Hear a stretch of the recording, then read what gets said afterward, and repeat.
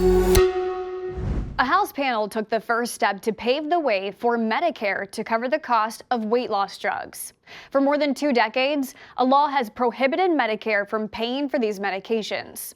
The recent uptick in the use of these drugs, like Wegovy and Zepbound, has renewed calls for that to change. And Thursday, the House Ways and Means Committee overwhelmingly passed a bill that would allow Medicare to cover the popular drugs.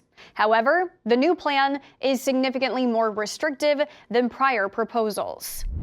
It's primarily targeted at making sure that people currently taking weight loss drugs don't get kicked off when they enter the Medicare program, as long as they've been taking them for at least a year. The coverage would apply only to people with obesity, not those who are overweight with at least one weight-related condition, which the FDA says is also a viable reason to prescribe these medications. The bill would also change how intensive behavioral therapy is covered. That's a treatment approach that offers patients counseling on nutrition and exercise, but does not include weight loss drugs. Some lawmakers are concerned over the cost of these drugs. A monthly supply of Wegovy or Zepbound can cost more than $1,000. The Congressional Budget Office has already warned that if Medicare were to cover weight loss medications, the cost would be significant over the next 10 years. Here's some perspective.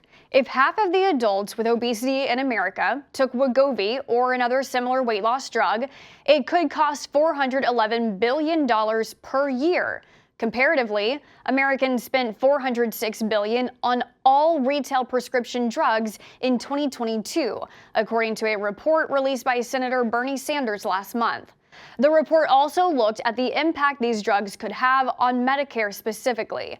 It said if half of all Medicare and Medicaid patients who are obese took these weight loss drugs, Medicare and Medicaid could spend $166 billion per year.